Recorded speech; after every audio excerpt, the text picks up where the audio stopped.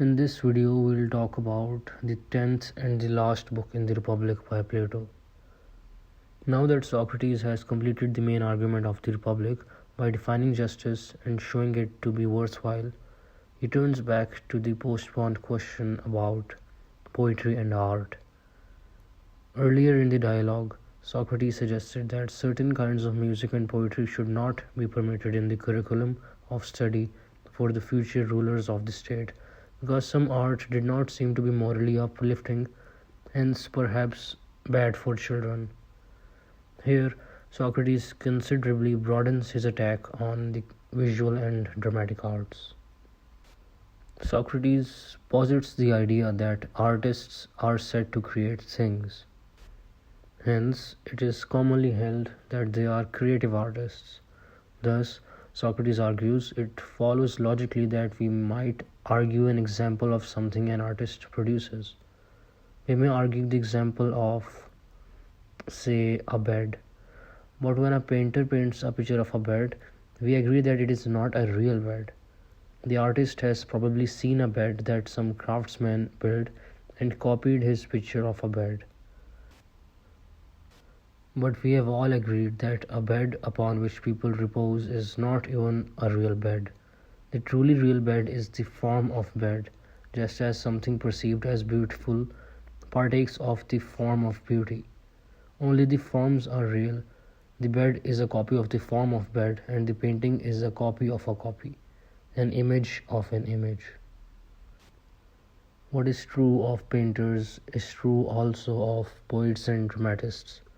We agree that they paint pictures in words, creating what we call images. So when they pretend to be authorities on morality, religion, nature, and all sorts of truths, that is all simply put pretense. Philosophers, we are reminded, know the forms and goodness itself. Artists do not know the truth. Take the example of the painter and extend it. Suppose the painter wants to paint a picture of a bridal. He has to copy a bridal made by some craftsman, a bridal maker.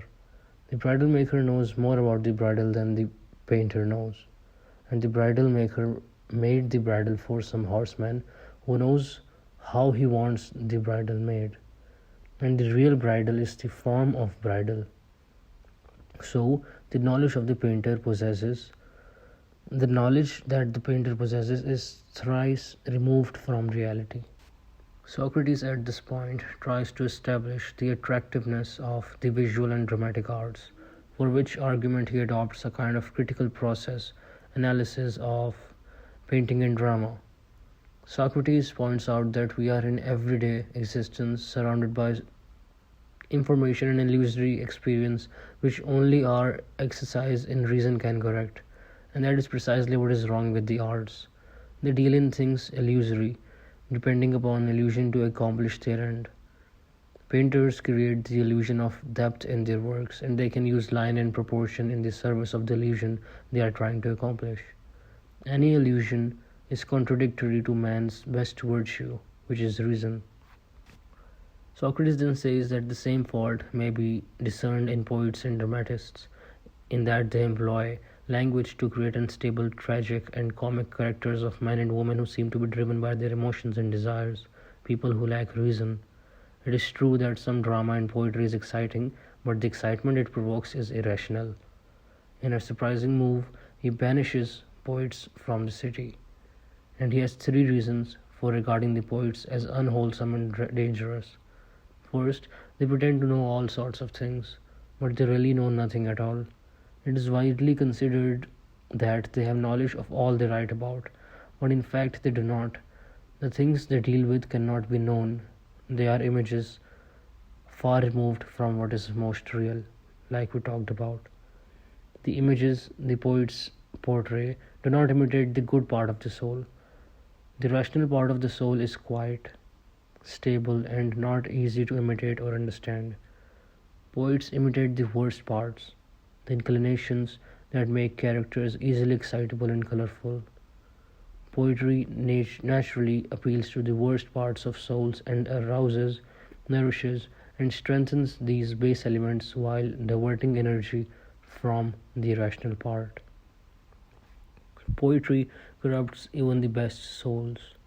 It deceives us into sympathizing with those who grieve excessively, who lust inappropriately, who laugh at base things.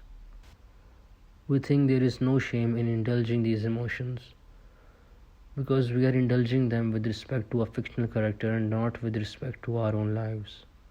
But the enjoyment we feel in indulging these emotions in other lives is transferred to our own life. Once these parts of ourselves have been nourished and strengthened in this way, they flourish in us when we are dealing with our own lives. Suddenly, we have become the grotesque sorts of people we saw on stage or heard about in epic poetry. Despite the clear dangers of poetry, Socrates regrets having to banish the poets. He feels the aesthetic sacrifice acutely and says that he would be happy to allow them back into the city if anyone could present an argument in their defense. Socrates then outlines a brief proof for the immortality of the soul. Basically, the proof is this: X can only be destroyed by what is bad for X. What is bad for the soul is injustice and other vices. But injustice and other vices obviously do not destroy the soul, or tyrants and other such people would not be able to survive for long. So nothing can destroy the soul, and the soul is immortal. Once Socrates has presented this proof, he is able to lay out his final argument in favor of justice. This argument, based on the myths of air, appeals to the rewards which the just will receive in the afterlife.